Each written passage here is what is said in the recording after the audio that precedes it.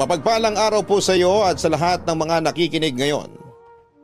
Naisipan kong ibahagi ang kwento ko na matagal nang walang ibang nakakaalam, kundi mga malalapit kong kamag-anak lamang.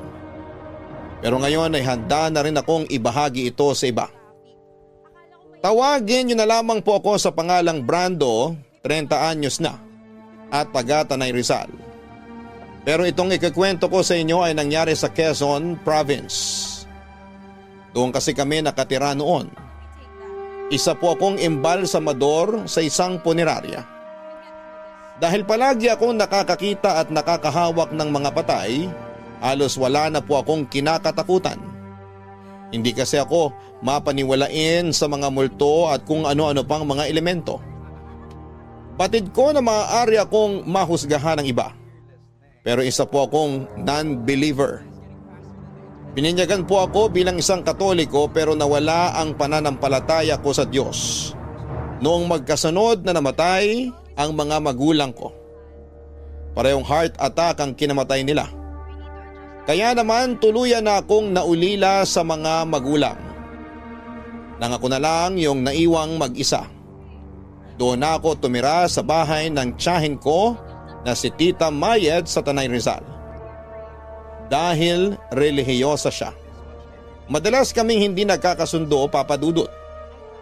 Alam niya na matagal nang nawala ang pananampalataya ko sa Diyos. Pero kahit na anong gawin niya ay hindi pa rin niya ako mapilit na magbalik loob.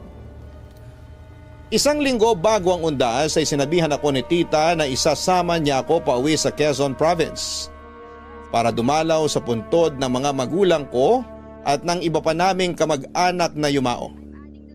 Wala sana akong balak na sumama sa kanya dahil ayaw ko nang bumalik pa roon. Puro mga pangit na ala-ala lamang kasi ang meron doon. Pero dahil tumulong na rin sa pangungumbinsi si Lola ay napilitan na akong sumama. Isa pa'y wala ring magmamaneho para kay Tita. May hirapan naman siya kung magkukommute dahil dagsa ang mga pasahero tuwing mag-uundas. Maaga kaming bumiyahe ni Tita noong araw na yon. Pero nang nasa kalagitnaan na kami ng biyahe ay ganito po ang nangyari.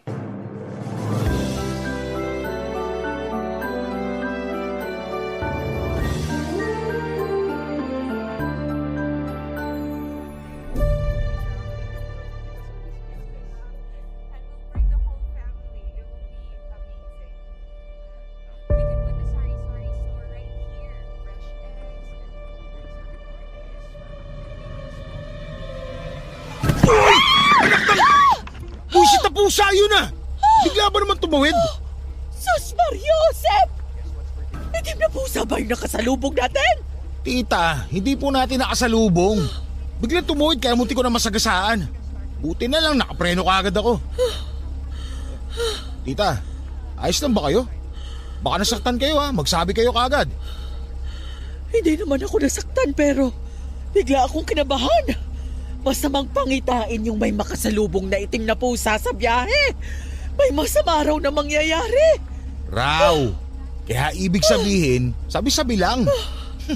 Huwag nga kayo nagpapaniwala sa mga ganon, Tita. Tinatakot nyo lang sarili nyo eh. Kung malas yung tingin nyo sa itim na pusa, kawawa naman yung hayop. Kasi hindi naman nun ginusto na maging kulay itim yung balahibo niya. Nasasabi mo yan kasi hindi ka naniniwala sa mga pamahiin. Pero paano kung totoo yun? Malabo po yung sinasabi nyo, Tita. Masyado lang kayo mapamahiin. Kung mapapahamak man tayo, walang kinalaman dun yung itim na pusa. Ay nako, ewan ko sa'yong bata ka. Palibhasa, iba yung sinasamba mo kaya ka nagkakaganyan. Wala akong sinasamba, Tita. Kung gusto nyo po magdasal, bahala kayo. Hindi rin naman lahat ng madasalin, mabuting tao talaga. Yung kapitbahay nga natin, kada linggo nagsisimba. Pero pagdating sa chismis, siya pa'y nangunguna. May isa pa nga eh. Yung lagi nyo nakakausap, yung fake healer na madasalin ko no pero naninira naman ibang tao. May saltik yata yun eh. Hoy, ang bibig mo, Brando, ha? Masyado ka nang nagiging bastos. Hindi na ako bata para pagsabihan nyo. Kaya ayoko sana sumama ngayon eh. Alam kong ganito lang yung mangyayari. Lalo na kapag nakarating tayo kay na Lola. Pareho lang kayo nun eh. Baka pagtulungan niyo pa ako kapag binabara ko kayo. Ikaw lang yung nag-iisip ng ganyan. Alam niyo naman po kasi na magkakaiba na tayo ng paniniwala ngayon. Kung irerespeto niyo sa akin, hindi ko rin kayo papakailaman. Kahit na naiinis ako sa mga pinaniniwalaan niyo. Ay, kailan ka pa kaya magbabago? Hindi ko po kailangan magbago para lang maging katulad niyo. May sarili akong buhay. At ako na po yung magdidesisyon kung ano yung paniniwalaan ko. Kaya pagkatapos natin pumunta sa sementeryo, mauna na akong bumalik sa Tanay. Kung magpapaiwan po kayo, kumuha na lang kayo na magmamaneho para sa inyo. Ano? Iiwan mo ako sa Quezon? Kung gusto nyo may magmaneho pa rin para sa inyo pauwi sa Tanay, huwag nyo na lang akong busitin. Alam nyo na yung ibig ko sabihin. Malala ka na talagang bata ka. Kahit yata buhusan kita ng holy water, hindi ka natatablan. Ako yung mas nakakatanda sa'yo tapos gusto mo? Ako yung susunod sa'yo? Tita, kung ayaw nyo nagtatalo tayo, itiikom nyo na lang po yung bibig nyo. Ganun lang yung kadali. At ako naman, itutuloy ko na yung pagmamaneho. Kasi kanina pa tayo nakahinto. Sayang yung oras. Malayo-layo na sana yung natakbo nitong kotse kung hindi tayo nagaksay ng oras sa pagtatalo sa wala namang kwentang bagay. Ay, mabuti pa nga. May pakiusap lang sana ako sa'yo pagdating natin sa bahay ng lola mo. Ano na naman yan, tita? Kung ako, nababastos mo ng ganyan, sana naman, pigilan mo yung sarili mo na magsalita ng kung ano-ano kay nanay. Matanda na siya, baka atakihin pa sa puso kapag nagalit ang sobra. Mas relihiyosa siya sa akin. Kaya pakiusap lang, umayos ka sa pagsagot-sagot mo sa kanya. Makapagsalita kayo para namang napakasama akong tao. Ay pero masama yung tabas ng dila mo. Yun ang ibig kong sabihin. Kaya kung hindi mo kayang irespeto ang paniniwala ko, kahit magpanggap ka na lang kapag kaharap mo si nanay. Sige, susubukan ko. Pero hindi ko kaya mangako, tita. Kilala niyo naman ako. Kapag may narinig ako na hindi ko nagustuhan, sinasabi ko talaga ng harapan.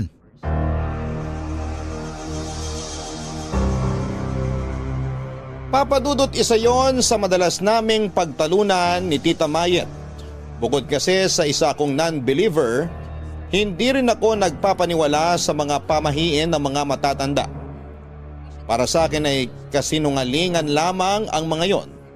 At tinatakot lang ng mga kabalbalan na yon ang mga tao para sa walang kwentang dahilan. Nung makarating kami sa bahay ni Lola ay ikinuwento agad ni Tita Mayet ang tungkol sa nangyari sa biyahe. Gaya ng inaasahan ko ay nagkasundo silang dalawa na parehong mapamahiin. Pero para hindi na madugtungan pa ang naging pagtatalo namin ni Tita, ay hinayaan ko na lamang sila papadudot. Isa pa ay sinabi naman ni Lola na uuwi rin doon ang pinsan kong si Oman. Sa lahat ng mga pinsan ko ay siya lang ang pinakakasundo ko. Matagal-tagal na rin kaming hindi nagkikita kaya na-excite ako sa pagdating niya.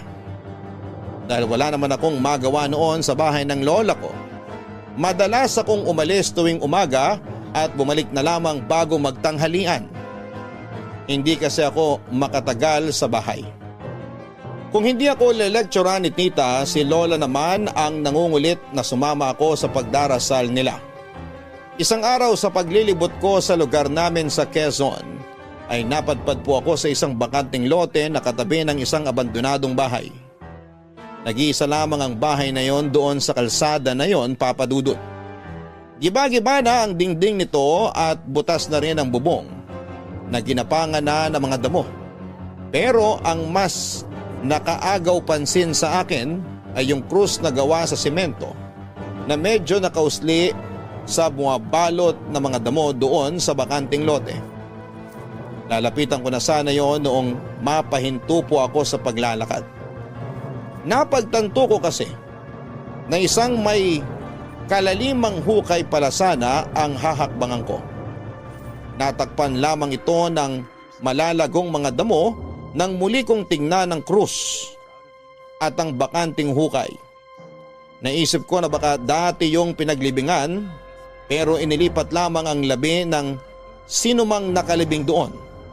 Nakakatakot mang isipin para sa iba. Pero may mga tao talaga na kapag masyado nilang mahal yung yumao nilang mahal sa buhay, ay doon na mismo nila inililibing sa bakuran nila.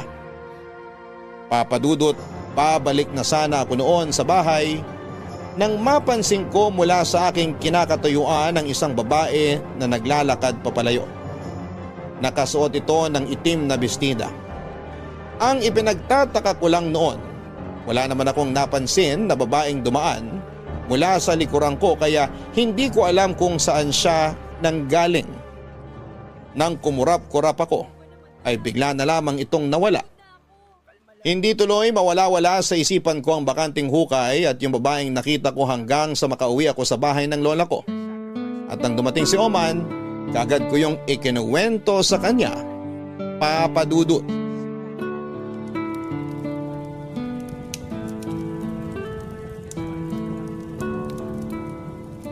Alam mo, Insan, ito talaga yung namiss ko rito sa probinsya. Yung nakatambay sa labas ng bahay tapos may siga sa harapan natin.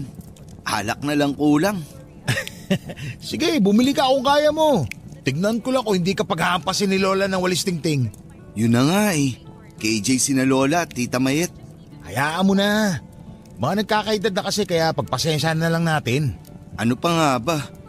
Nga pala, kumusta trabaho mo sa Rizal? Wala namang bago. Mga patay pa rin naman ang nakakaharap ko. Langya, di ka ba nauumay sa mga patay? Nauumay pero trabaho yun eh. Para namang may iba akong pagpipilian. Ikaw ba? Kamusta sa trabaho mo? Ayos naman. Nasa 25th floor na yung ginagawa naming building. Okay din naman pasahod dun. Pero kapag tatanga-tanga ka sa trabaho, maaga ka talagang paglalamayan. Ingat ka. Ayoko mag-imbalsa mo na kamag-anak ko. Tsaka tandaan mo, walang nabibiling pangalawang buhay sa palengke. Alam ko naman yun. Pero minsan talaga, hindi na iiwasan yung aksidente kapag oras ng trabaho. Ano yun? Lah, parang may dumaan. Ha? Wala naman ah. Hindi, may nakita talaga ako. Kaso ang bilis eh. Baka naman guni-guni mo lang yun. Alam mo ikaw, parang ang si Tita Mahit. Hilig yung takutin sarili nyo. Gagi, mag-uundas na kaya. Malapit na pista ng mga patay. Patay na nga sila, di ba?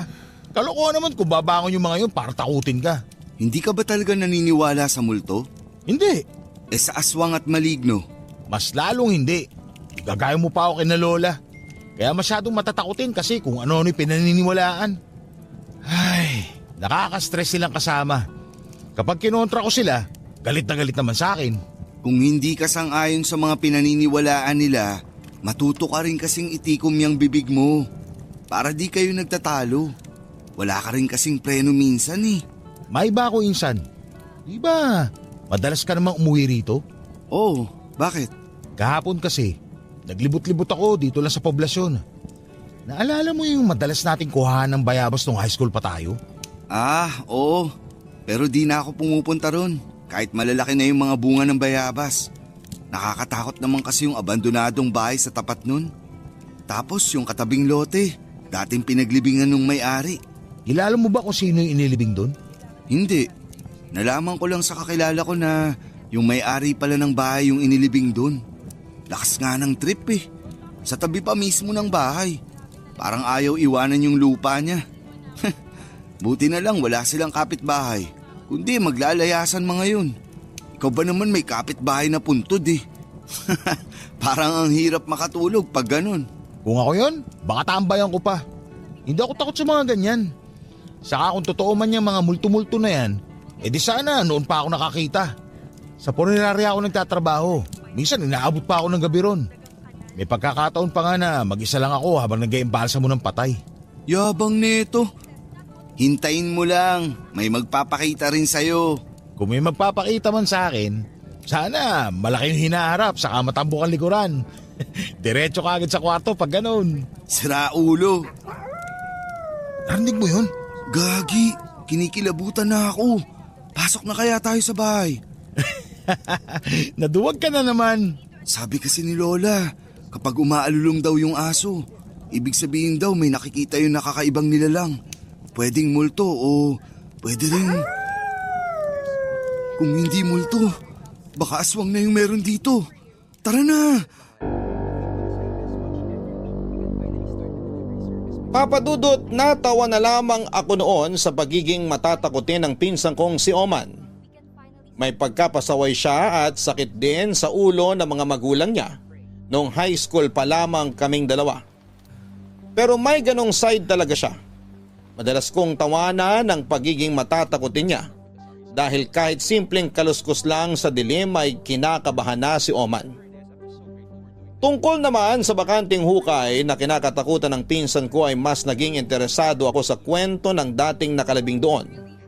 Kung bakit doon piniling ilibing ang katawan nito noong mamatay at kung bakit inalis sa bakanting lote ang bangkay nito matapos ang ilang buwan.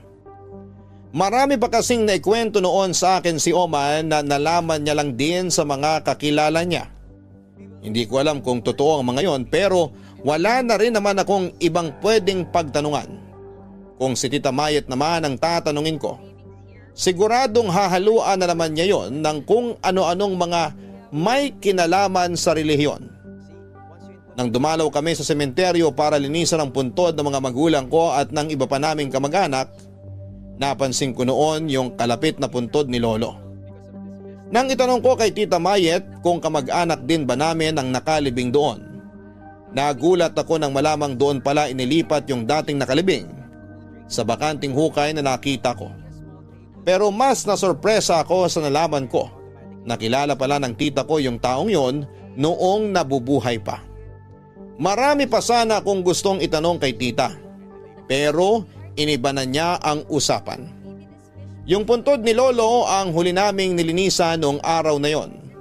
Pagkatapos noon ay uuwi na sana kami ng maagaw ang pansin ko ng kwintas na nasa paanan ng kalapit nitong puntod. Nadumihan lamang ito pero sa tingin ko ay ginto ang kwintas na yon. Nang tawagin ako ni tita ay dali-dali kong binulsa yung kwintas at dinala na lamang pauwi para linisan. Papadudot wala akong kaideya-ideya noon na yung isang pagkakamali ko pa lang yon ay magdudulot ng bangungot sa buhay ko.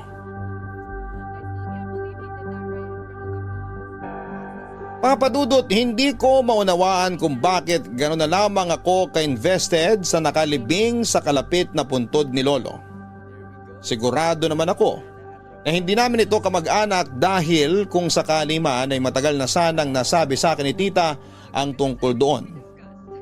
Pero bukod sa alam ko na yung may-ari ng abandonadong bahay ang nakalibing sa puntod na yon, ay wala na akong ibang alam.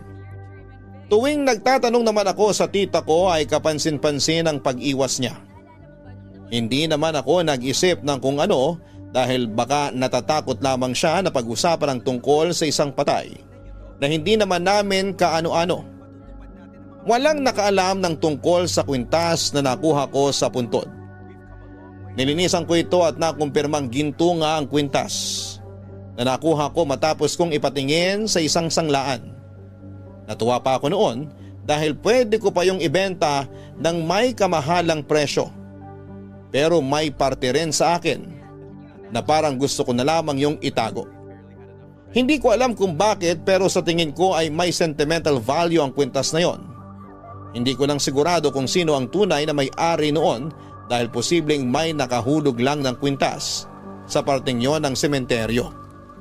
Ilang araw mula nang makuha ko ang kwintas ay nagkaroon ako ng isang masamang panaginip. May isang babae na sumasakal sa akin at parang gusto akong patayin sa panaginip na yon. Mabuti na lamang at nagising ang pinsang kong si Oman. Pero kahit na ilang araw na rin ang lumipas ay hindi pa rin yon maalis sa isip ko.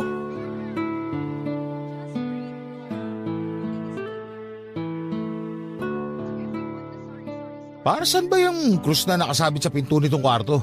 Ano yan? Panakot sa multo? Proteksyon yan, sabi ni Lola.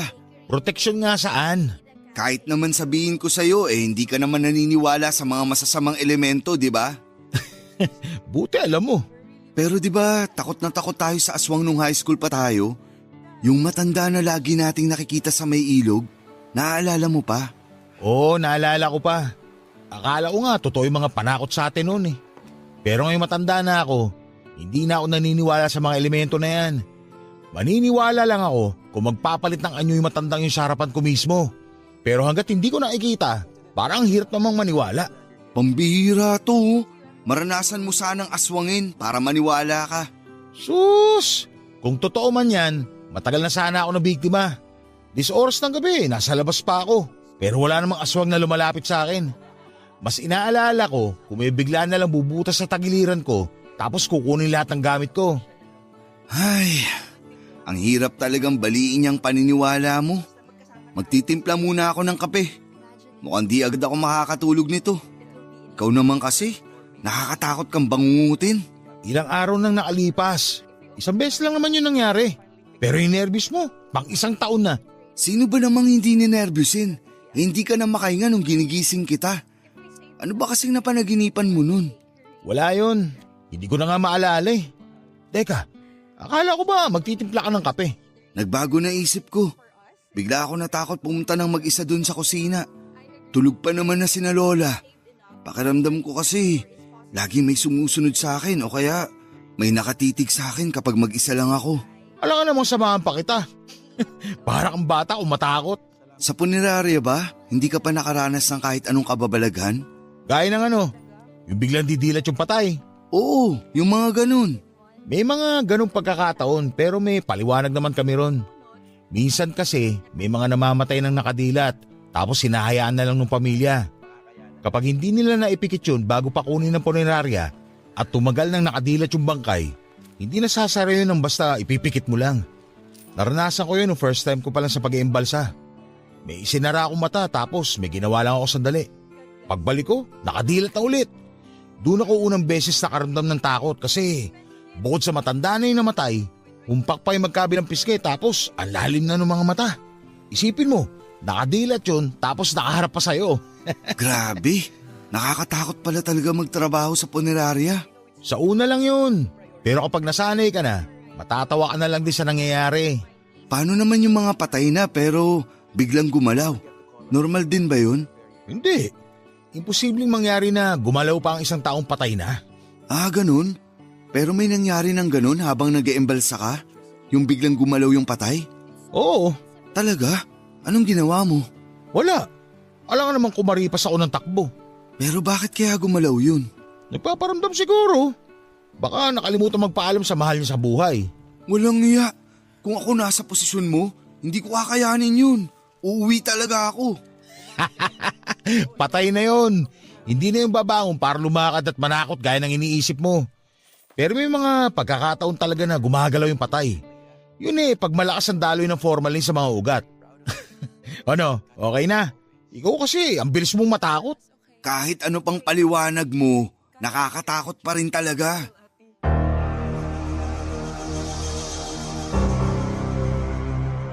Habang nagkwekwentuhan kami noon ni Oman ay bigla na lamang bumagsak sa sahig yung krus na nakasabit sa pinto ng kwarto namin. At nang i-check yun ni Oman, napaka-imposible raw na mahulog yung krus sa pagkakasabit nito kung walang magtatanggal. Nang sabihin niyo ni Oman ay napansin ko naman noon yung paggalaw ng kurtina sa bintana. Nung tinitigan ko yon ay parang may nabuong imahe ng isang babae. Hindi ko alam kung nakasuot ba ito ng itim na bestida o sadyang anino lamang yung nakita ko. Kahit ayokong matakot ay napalunok na lamang ako noon.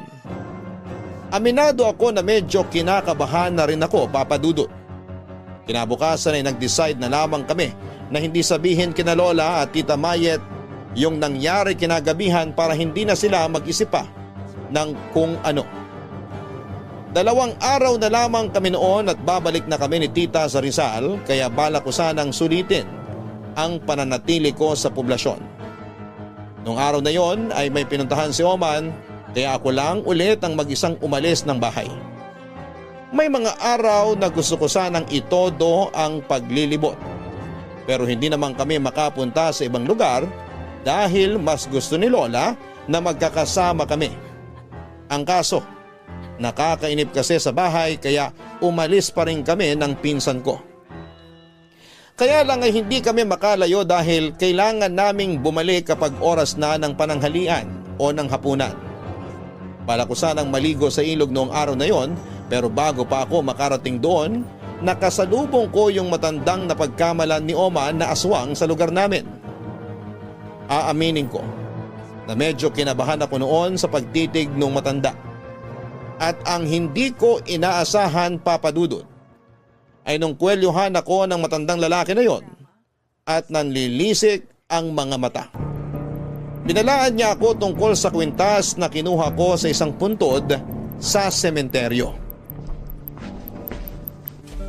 Oh, gising ka na pala. Magkape ka na. Nakabili ako ng pandesal sa naglalako kanina. Kainin mo na habang mainit pa. Si Oman po. Nagja-jogging sa labas. Kanina pa yun umalis. Aayain ka nga raw sana pero masyadong mahimbing yung tulog mo eh. Ganun po ba? Tita, may tatanong sana ako sa'yo. Ano yon? Yung matanda po na nakatira banda ron sa may ilog, kilala niyo po ba yun? Nakikita na namin yun nung high school pa kami ni Oman. Pero hindi ko na nausisa kung sino talaga siya. Ano bang itsura? Baka kasi iba yung matukoy ko. Mahaba yung buhok tapos mahaba rin yung balbas. Mas maliit siya sa akin. Mga hanggang balikat ko lang yung taas niya. Sa mukha naman… May nunal ba siya sa kaliwang pisngi? Teka, nunal? Oo, naalala ko na. Meron nga. May sinabi ba siya sa'yo? Wala naman. Bakit tita? May kailangan ba siyang sabihin sa akin? Ha? Wala naman. Naisip ko lang kasi baka tinakot ka rin ng matandang yon. Eh di, kilala niyo nga po siya. Oo, kilala ko siya. Ano pong pangalan niya?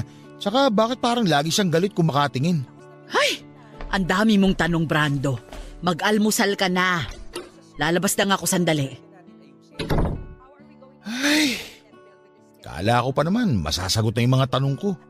Lalo lang pala madadagdagan. Uy, Insan, gising ka na pala. Kakagising mo lang? Oo, daya mo ha. Di mo man lang ako ginising kanina. Eh di sana nasamahan kita. Puyat ka kasi nung nakaraang gabi, kaya inayaan na kitang makabawi ng tulog. Nga pala, nakasalubong ko si tita kanina. Ba't ganun itsura nun? Nag-away ba kayo? Ha? Hindi ah. Nagtanong lang naman ako kanina tungkol doon sa matandang sinasabi mong aswang kahit hindi naman. Oh, kala ko ba hindi ka naniniwala sa akin? Eh bakit ngayon? Bigla ka na curious dun sa matanda. Gusto ko lang kasing malaman kung bakit palaging galit yung matandang yun. Kahapon kasi, maliligo sana ako sa ilog. Kaso nung nakasalubong ko siya, kinuyalyon ba naman ako? Parang ang laki ng galit sa akin eh. Baka kasi inunahan mong titigan ng masama, kaya ka sinugod. Loko, anong tingin mo sa akin? Takaw gulo? Siya talaga yung nauna. Binalaan pa nga niya ako tungkol sa…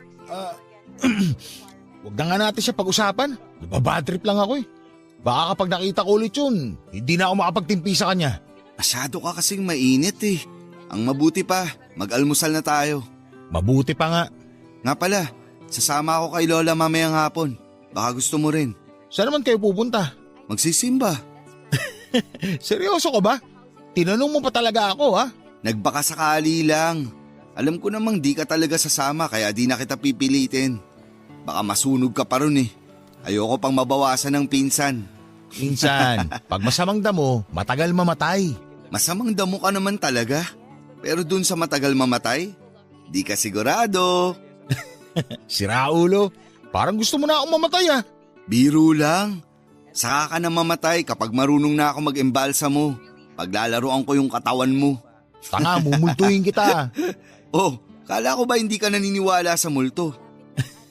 Nagbibiro lang tayo, di ba? Kaya huwag mo rin seryosohin yung mga sinasabi ko. Okay, sabi mo eh.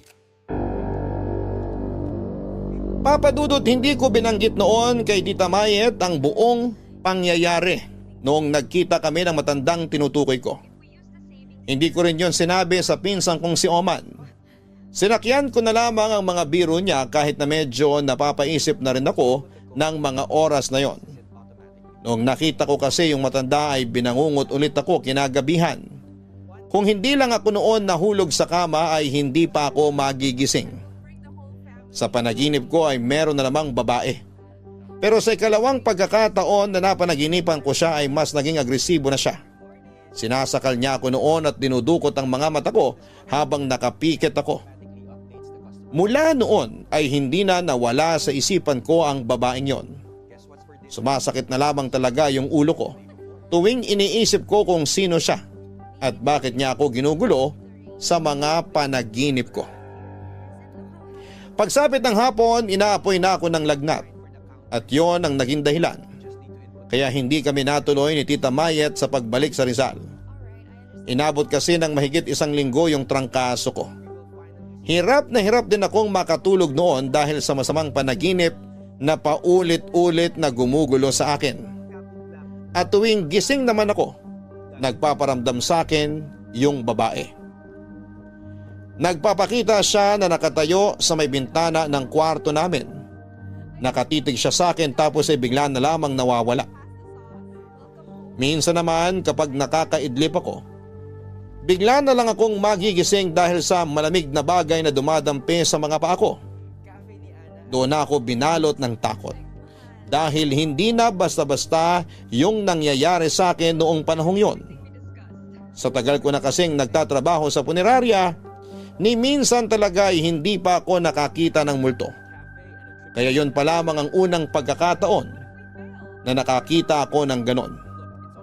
Mula nang magparamdam sa akin ang kaluluwa ng isang babae na hindi ko naman kilala, hindi na ako natahimik. Takot na akong matulog noon sa pangambang babangungutin ulit ako at hindi na magigising pa.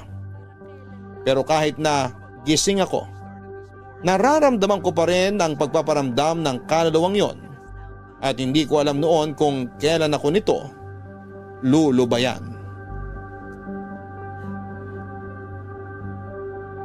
Papadudot bukod sa masasamang panaginip, nakaranas na rin ako ng kababalaghan sa bahay ni Lola.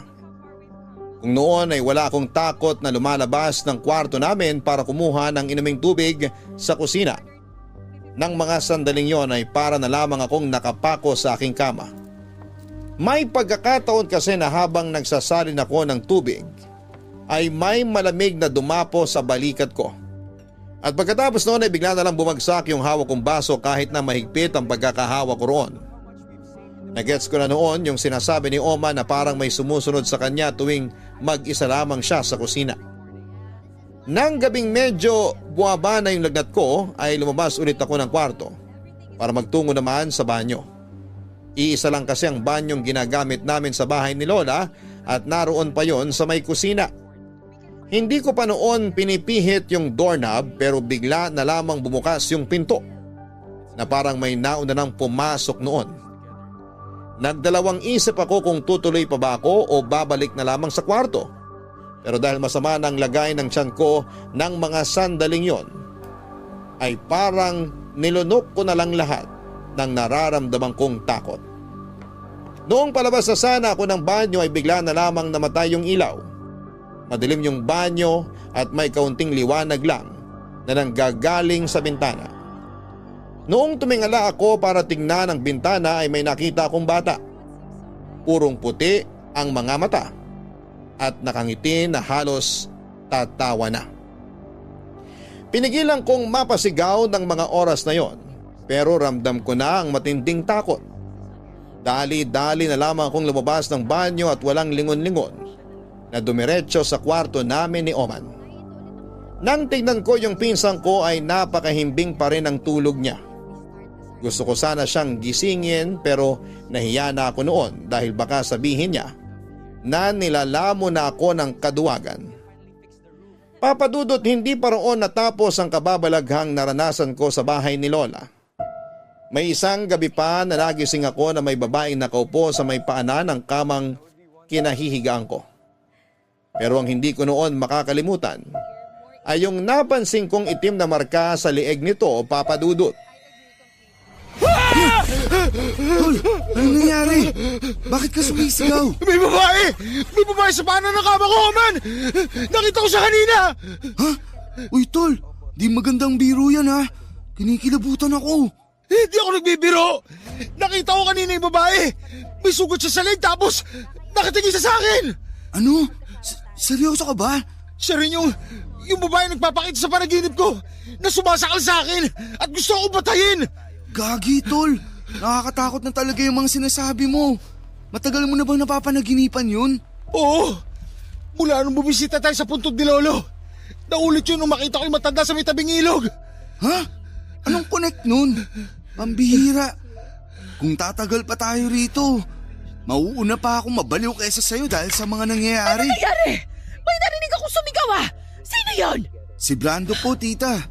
May nakita raw siyang babae kanina sa may paanan ng kama niya tapos nakatitig sa kanya. Ano? Totoo ba yun, Brando? Totoo po, tita. Diyos ko! Bakit naman may magpapakita sa'yo rito? Sandali. Sinong naglagay nitong upuan sa paanan ng kama mo? Nandyan na po talaga yan nang magising kami kanina, tita. Hindi po kami ni Brando naglagay niyan dyan. Ano ba meron sa upuan na yan? Hindi kayo dapat naglalagay ng bakanting upuan sa tabi o kahit sa paanan ng kama habang natutulog. Masama yan! Bakit po masama? Hindi nyo dapat binibigyan ng pagkakataon ng demonyo na gambalain kayo lalo na sa pagtulog ninyo. Kailan ka pa nagsimulang makakita ng kaluluwa, Brando? Mula nung nanggaling tayo sa sementeryo. Tapos, nasundan pa yun nung nakita ko yung matandang sinasabi ko sa inyo. Ay, kailangan tong malaman ng lola mo. Tita, wag na. Baka kung ano na naman ipagawa sa akin ni Lola. Hanggang kailan mo ba paninindigan yung baluktot mong paniniwala? Ha? Kaya ka nagkakaganyan kasi kasalanan mo rin. Ngayon, paano ka namin tutulungan kung sarado pa rin yung utak mo? Tita, wag na po kayo magtalo. Pag-usapan nyo na lang po yan bukas. Mabuti pa nga. Sumasakit lang yung ulo ko dyan sa pinsan mo. Ay, bantayan mo na lang si Brando. Kapag binangungot uli, dasalan mo para magbago ang isip niya kahit kaunti. Kung nakakatakot yung nangyari sa'yo, mas nakakatakot magalit si tita. Winokoutan na nga tayo eh. Nag-alala na sa'yo kanina. Naudlot pa dahil dyan sa pagmamatigas mo. Isa ka pa eh. Anong gusto mong gawin ko? Magdasal? Ano akala mo ron? Gamot na magpapawala nito nangyayari sa akin? Yan ka na naman eh. Siyempre kahit anong sabihin ko, mamasamain mo. Hirap mo naman ipagtanggol. Oh man, pinagtutulungan na ako ni na Lola tita. Huwag ka na makisali, pwede?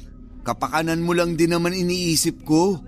May mga pangyayari kasi talaga na ang hirap-hirap ipaliwanag. Pero paano kung totoo yung sinabi ni tita? Baka nga masamang espiritu yung gumugulo sa'yo. Kaluluwa ng isang babae ang gumugulo sa akin. Hindi ko naman kilala kung sino yun. Hindi mo kilala? Eh bakit nagpapakita sa'yo? Mamaya, isa pala yun sa mga babaeng pinaiyak mo. Pinaiyak? Wala nga lumalapit sa akin. Hindi ko nga alam pero parang nandidiri yung mga babae pinupormahan ko kapag nalalaman nila kung ano trabaho ko. Baka naman natatakot. Nadidiri o natatakot, isa lang ang ibig sabihin nun. Ayaw nila sa akin. Pero nakakapagtaka talaga kung sino yung nagpaparamdam sa'yo. Hindi kaya may nagambala kang puntod nung pumunta tayo sa sementeryo? Papadudot na paisip ako sa tanong na yon ni Oman. Wala naman akong ibang puntod na binibisita maliban sa mga kamag-anak namin at sa mga magulang ko. Kung ang tinutukoy niya yung bakanting hukay na nakita ko ay wala namang nakalibing doon noong puntahan ko yon, marami akong hindi maintindihan. Marami akong mga tanong noon na gustong masagot pero pakiramdam ko ay wala naman talagang makakatulong sa akin. Tungkol naman sa pamahiing sinabi ni Tita Mayet, masama raw maglagay ng bakanting upuan sa tabi o sa paanan ng kama dahil may uupo raw na demonyo o masamang espiritu doon na maaaring dumalaw sa panaginip ng taong binabantayan nito. Minsan pangaraw, ito rin ang nagiging sanhin ng sleep paralysis. Nakakatawa mang isipin na masama palang maglagay ng bakanting upuan sa tabi ng kama ay medyo napaisip din ako noon. Hindi lang kasi isang beses na nangyari ang masamang panaginip ko na gumugulo sa isipan ko. May isang pagkakataon pa na nagising ako na hindi ko maigalaw ang katawan ko. Pero alam kong gising ako noon. Habang pinipilit kong bumangon parang may mahinang boses na bumubulong sa akin ng mga sandaling yon. Hindi ko yon maintindihan pero kinilabutan ako. Lalo na noong naramdaman ko na parang hindi na ako nag-iisa sa kama. Ipinikit ko na lamang ang mga mata ko noon at nagpanggap na wala akong napapansin sa paligid ko.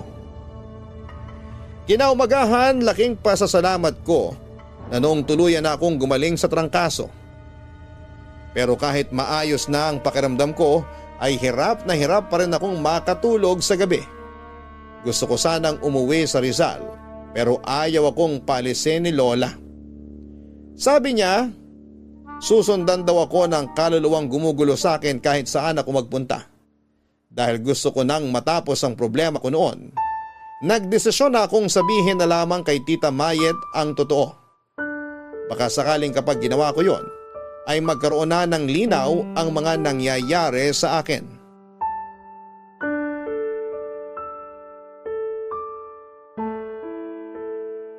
Ano? Gusto mo nang bumalik sa Tanay? Gustong gusto ko nang umuwi, tita. Kailangan na rin ako sa trabaho ko. Paano tayo makakauwi kung ganyan yung nangyayari sa'yo? Ano ba talagang gusto niyong gawin ko? Hindi ko nga kayo maintindihan kung bakit ayaw niyo ako paalisin dito eh. Hindi niyo rin naman mapipigilan yung pagsunod ng kaluluwa sa akin, di ba? Pakiramdam ko nga, may hindi kayo sinasabi sa akin. Ikaw yung may hindi sinasabi sa akin, Brando.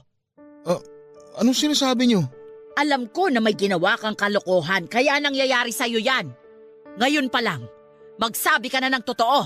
Wala akong ginawa, tita. Ay sige, magsinungaling ka pa. Ay, sige na, sasabihin ko na. Nung pumunta tayo sa sementeryo, may nakita ako sa tabi ng isang puntod. Anong nakita mo? May nakita akong kwintas doon sa may puntod. Tapos inuwi ko. Ano? Matutuyuan ako ng dugo sa iyong bata ka! Pasensya na kung ngayon ko lang nasabi yung tukol sa kwintas. Alam ko naman kasi kung ano magiging reaksyon yun ni Lola. Ano ka ba naman? Hindi ka na bata para magtago pa ng ganyang kalokohan! Gusto kong makita yung kwintas. Kailangan mo yung ibalik sa pinagkunan mo. Hindi ka dapat kumukuha ng gamit ng isang taong patay na. Nandun lang naman sa gilid ng puntod yung kwintas eh. Pwedeng minakaiwan lang nun. Kaya hindi natin masasabi na nakalibing yung kwintas kasama nung bangkay. Mangangatwirang ka pa talaga? Nasaan yung kwintas na kinuha mo? Akin na! Sandali lang, tita. Kukunin ko lang sa bulsa ko. Gusto ko talaga ipakita sa inyo to eh. Ito po. Sus Mariosep! Sa puntod mo ba nakuha ito? Sabi ko nga po, nasa may gilid lang. Puro lupa pa nga yun nung nakita ko. Nilinisan ko lang. Imposible! Ano pong imposible? Kay Katrina tong kwintas na to. At sa pagkakaalala ko, isinama lahat ng mga gamit niya noong inilibing siya. Walang itinira kahit isa. Ha? Lahat ng gamit niya isinama sa libing? Parang hindi naman kapanipaniwala yun. Pero teka, paano nyo nalaman na yung Katrina yung may-ari ng kwintas na yan, tita? Sa pagkakasabi nyo kasi, parang sigurado na kayo eh. Hindi ko makakalimutan tong kwintas na to. Dahil nakita ko to, nasuot niya nung araw bago siya mamatay. Bakit ba siya namatay? Sa reaksyon nyo, parang masyadong masalimot yung pagkawala niya. Parang takot na takot kayo. Dahil hindi basta-basta yung naging pagkamatay ni Katrina. Nagpakamatay siya. Nagbigti siya. Suot itong kwintas na to. Ha? Seryoso ba kayo? At bakit naman ako magbibiro sa ganitong bagay, ha? Hindi mo dapat kinuha ito. Kailangan maibalik sa puntod ni Katrina itong kwintas. Pero paano yan napunta sa ibabaw ng puntod kung isinama yan sa libing? Posibleng may nagtabi ng kwintas na to at ibinaon lang sa gilid ng puntod niya. Tapos naulanan kaya lumitaw yung kwintas? Ayos ah. Ako pa talaga yung unang nakakita. Hindi mo to kukunin kung hindi naglikot ang utak mo doon sa bakanting hukay kung saan unang inilibing yung bangkay niya. Teka nga tita, sino ba kasi yung Katrina na yun? Anong koneksyon niya sa pamilya natin? Kamag-anak ba natin siya? Hindi natin siya kamag-anak. Pero malaki yung koneksyon niya sa pamilya natin. Lalo na sa tatay mo. Papadudot natigilan ako sa sinabi ni tita na may kinalaman sa yumao kong ama ang babaeng may-ari ng kwintas na nakuha ko sa sementeryo. Dahil sa curiosity ko noon ay napilitan ng magkwento si Tita Mayet. Doon ko lang nalaman na yung Katrina palang tinutukoy niya ang unang asawa ng tatay ko. Noong hiwalayan niya ito para panagutan ng nanay ko ay hindi raw nito natanggap yon at nagpa siyang magpatiwakal na lamang. Tungkol naman sa kwintas na nakuha ko sa may puntod nito, tatay ko raw ang nagregalo noon sa una niyang asawa. Doon ko lang lubos na naunawaan kung bakit sa akin nagpapakita ang kaluluwa ni Katrina Sa unang pagkakataon ay naniwala ako sa mga pamahiin ni tita. Binalik ko ang kwintas kung saan ko ito mismo nakuha. Ibinaong ko yon sa lupa at medyo nilaliman yung hukay para wala nang iba pang makakuha. Humingi na rin ako ng paumanhin sa puntod ni Katrina. Parang nabunutan ako ng tinik matapos kong ibalik ang kwintas sa pinagkunang ko nito. Hindi naman kasi talaga yon para sa akin, para itago ko pa at hindi sabihin kina Tita Mayet na ako ang nakakuha. Papa Dudut, nagbabalak na kaming bumalik noon sa Rizal sa pag-aakalang maayos na ang lahat. Akala ko kasi kapag naibalik ko na yung kwintas ay hindi na muli pang magpapakita at manggugulo sa akin ang kaluluwa ng unang asawa ng tatay ko. Pero hindi ganoon ang nangyari. O mas tama sigurong sabihin na mas malala pa yung nangyari matapos kong ibalik yung kwintas sa puntod. Kung nung una ay kaluluwa lamang ni Katrina ang nakikita at nagiging laman ng panaginip ko, nagtaka ako nung may isa pang kaluluwa na nagpaparamdam sa akin. Isang batang babae at doon lang ito nagpaparamdam sa bahay ni Lola. Naalala ko noong nakaranas ako ng kababalaghan sa banyo. Yung batang nakita ko ay pareho sa kaluluwang gumugulo noon sa akin. Kaya naman tuwing gabi ay hindi na kami naghihiwalay pa ng higaan ni Oman. Magkatabi na lamang kami sa kama ko para wala nang matirang espasyo. Inalis na rin namin yung bakanting upuan sa kwarto at nilagyan naman ng mga unan yung kama ni Oman. Pero isang araw, pagsapit ng hating gabi, pareho kaming nalimpungatan nung bigla na lamang bumukas yung pinto ng kwarto namin. Dahan-dahan lang yon at sinundan pa ng mahihinang mga yabag na parang may batang naglalakad. Dahil nakatalukbong kami ng kumot ay hindi namin nakikita kung ano ba talaga ang tila pumasok sa kwarto namin, Papa Dudut. Pero kahit na anong tago namin at pagpapatay mali siya sa nangyayaring kababalaghan sa bahay ni Lola, sinubukan pa rin ito ang tapang naming dalawa. Napabalikwas na lamang kami noong may humila sa kumot na tumataklob sa amin. Kasunod noon, may malamig kaming naramdaman sa talampakan na para bang may humawak doon at sinundan pa yon ng paglalangit-ngit ng kama kahit na hindi naman kami gumagalaw ng mga sandaling yon. Kinabukasan ay nagmamadali na ako mag-impake ng mga gamit sa kagustuhang lisanin na ang bahay ni Lola.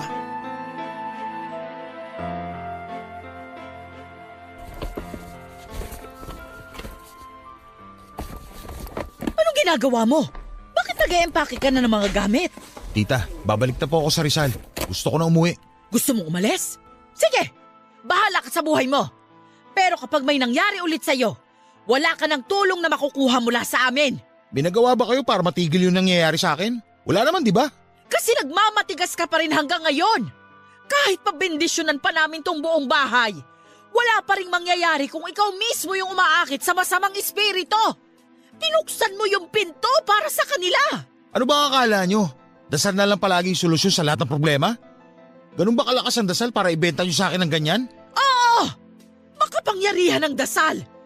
Pero hindi mo alam yon kasi hindi ka naman naniniwala. Palibhasa, puro ka demonyohan na lang ang laman ng utak mo. Kaya tama lang siguro na guluhin ka ng masasamang espiritu.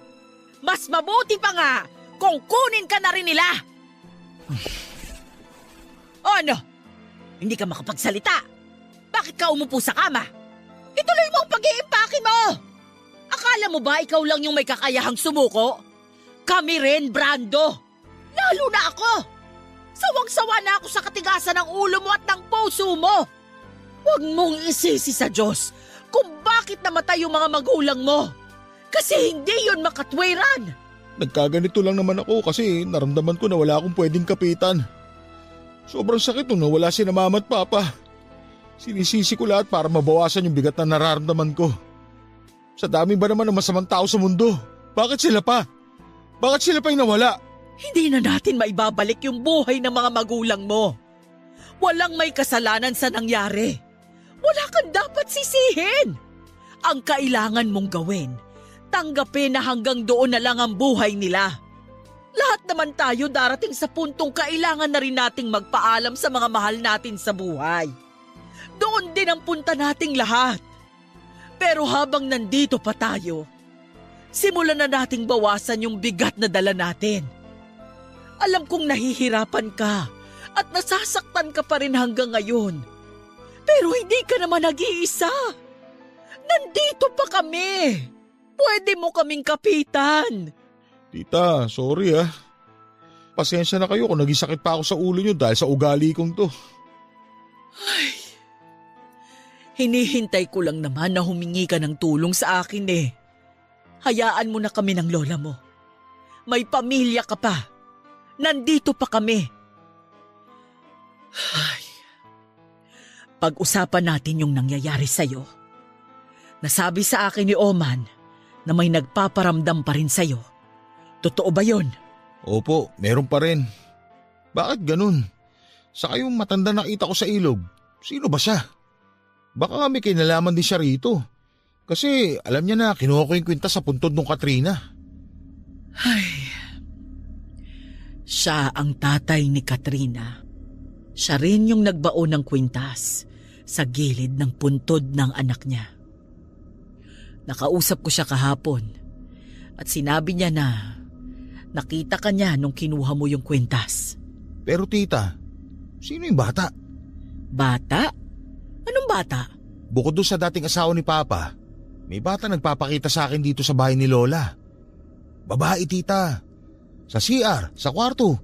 Hindi ko maintindihan kung bakit siya nagpapakita sa akin. Wala na akong ibang nilapitang puntod nung pumunta tayo sa sementeryo. Kaya sigurado ko na wala akong atraso sa batang yun. Sino ba siya? Mukhang alam ko na, Brando, kung sino yung tinutukoy mo. Papadudot nalaman ko kay tita na yung bata pala na nagpapakita at nagpaparamdam sa akin ay pinsan namin ni Oman. Doon daw ito mismo namatay sa bahay ni Lola. Wala naman daw itong sakit pero kinabukasan ay nakita na lamang ni na Lola na wala ng buhay sa kama na noon ay saktong tinutulugan ko. Muntik na akong mapamura nung nalaman kong may namatay na pala sa kamang ipinaggamit sa akin ni Lola. Pero dahil nangyari na yung nangyari ay hindi na lamang ako nagalit sa kanya. Pero ang hindi ko maintindihan noon ay kung bakit sa akin lang nagpapakita ang kaluluwa ng batang pinsan ko. Nagpaparamdam din naman ito kay Oman pero hindi kasing lala ng sa akin. Hanggang sa kausapin na nga ako ni Lola ng masinsinan. Pinag-usapan namin yung galit ko. Lahat ng hinanakit ko kaya nawala ang pananampalataya ko sa Diyos. Doon sinabi ni Lola na baka raw yon ang tamang panahon para magbalik loob ako. Sabi noon ni Lola, lapitin daw ng masasamang espiritu at kung ano-ano pang elemento ang mga taong mahina ang pananampalataya. At nangyari na nga yon sa akin. Nakalimot ako o mas tamang sabihin na pinili kong makalimot dahil sa galit na itinanim ko noon. Sa unang pagkakataon ay nakinig ako kina Lola at Tita Mayet. Bago kami tumulak pabalik sa Rizal ay sumama ako sa kanila para magsimba. Sa loob ng ilang taon ay iyon lamang ang unang beses na ginawa ko yon. Doon ko napagtanto na nakagagaan pala talaga ng kalooban. Pagkatapos ng misa, sa totoo lang ay na-miss ko yung ganong pakiramdam. Bakit ganyan kumakatingin sa akin? Pinapakiramdaman lang kita kung ikaw ba talaga yung kasama namin. Baka kasi mamaya sinanibang ka na ng ibang kaluluwa. May salti ka talaga, no? Uy, wala ah. Nakakapanibago ka lang talaga. Huwag mo na kasi banggitin. Para ka naman tanga eh. Pinapamukha mo pa kung gaano ako kasama dati. Makadati ka naman. Masama ka pa rin naman kahapon. Sira. Ngayon ka lang nagsimba, di ba? Kaya ngayon pa lang yung simula ng pagiging mabait mo. Bahala ka. Isipin mo na lang yung gusto mong isipin. Basta okay na ako ngayon. Pinaalis ba naman ni Father yung masamang espiritong dumapo sa'yo eh? Kapag narinig ka ni tita, yari ka ron. Kalalabas lang ng simbahan eh. Gumagawa ka na naman ng kasalanan. Sorry naman. Natutuwa lang kasi ako. Tsaka hindi pa rin makapaniwala na nakakasama ka na namin sa pagsimba. Tagal din nun ha. Bigat malala ngayon si Satanas. Dami mong alam. Nasaan na ba si na tita? Tagal May kinakausap pa sila ni Lola. Maghintay na lang tayo rito. Excited ka lang kumain sa labas eh. Siyempre naman. Minsan lang mangyari yun. Umay na kaya ako sa mga pagkain sa kantin dun sa pinagtatrabahuan namin. Magkakapakpak at buntot na kami ron kakakarne. Sosyal nyo nga eh. Pakarne-karne na lang. Samantalang ako, nagbabaon lang ng dilata. Minsan lang ako bumili ng lutong ulam. May karinderya ba malapit sa punerarya? Oo, meron sa tapat. Talaga? Alam ko yung iniisip mo. Hindi naman totoo na sa punerarya sila kumukuha ng niluluto nila. Ano yung mga yun? Cannibal? May nabasa kasi akong ganun eh. Kaya tuwing kumakain ako sa mga karinderya, tinitingnan ko muna kung may malapit na punerarya. Running ka lang. Mas alalahanin mo kung malinis yung mga pagkain na bibili mo. Pero tol, may tanong ako. Ano na naman yan? Tungkol na naman ba sa punerarya? Medyo. Paano mo kinakayang kumain sa loob ng punerarya? Sanay na nga, di ba? Kaya kong lulukin yung kinakain ko. Kahit kaharap ko pa yung mga iniimbalsa mo ko. Grabe, tibay ng sikmura mo. Hindi ko pipiliin yung ganung trabaho kung hindi kailangan. Sabi ko nga. O ano, may tatanong ka pa? Wala na. Kota na ako sa mga nalaman ko sa trabaho mo. Kala ko may gusto ko pang malaman eh. Palum-palu pa naman ako sumagot. May isa pa pala akong tanong. Paano kung magka-jowa ka tapos mahal na mahal mo na pero gusto niya magpalit ka ng trabaho? Magpapalit na lang ako ng jowa hanggat maaga pa kung ganun. Mahal ko yung trabaho ko. Kaya kung hindi kayang tanggapin na magiging karelasyon ko yun, bahala siya sa buhay niya. Angas mo talaga. Kaya bilib ako sa'yo eh. Tama na yung kwentuhan. Maghanap na tayo ng makakainan. Yan yung pinakamaganda mong nasabi ngayong araw, tita. Itsura mo pa lang kasi. Halatang gutom ka na. Saka gusto ko ring i-celebrate tong araw na to para kay Brando. Si tita talaga oh. Hindi naman po ito kailangan i-celebrate. Hayaan mo na, minsan lang naman. O man, tawagin mo na yung lola mo para makakain na tayo. Napasarap na yung pakikipagkwentuhan eh.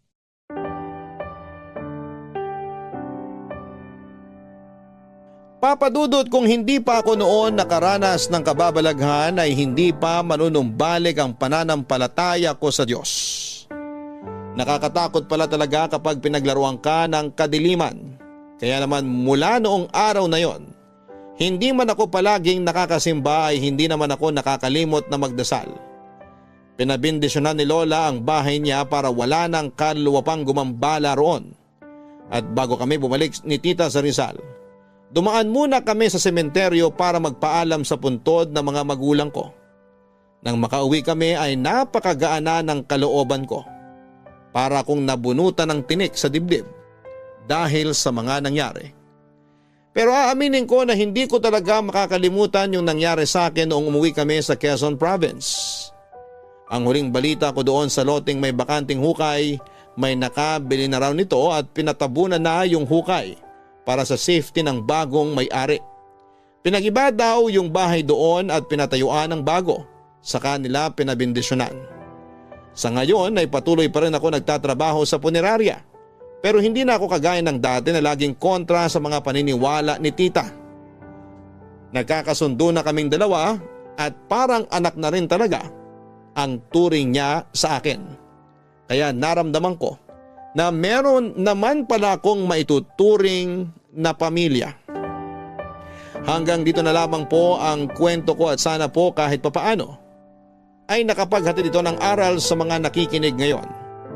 Maraming salamat po sa pagbabahagi ng kwento ko, Papa Dudut, at sa lahat po ng mga bumubuo ng Barangay LS. God bless po sa inyong lahat. Ang inyong forever kapuso at kabarangay, Brando. Mga kabarangay, ang takot na nararanasan natin sa buhay ay dapat na hinaharap at hindi tinatakasan. Minsan naman, may galit tayo sa puso na kinikimkim natin ng matagal na mas nagpapabigat sa ating buhay kahit ano pang gawin natin para mapagaan ito. Pagpapatawad at pagtanggap. Yan ang natutunan ng ating sender ngayong araw. At nang tuluyan na niyang natanggap na wala na ang kanyang mga magulang at walang may kasalanan sa pagkawala nila. Nanumbalik na rin ang kanyang pananampalataya na napakahalaga ngayon. Lalo na't maraming tukso sa paligid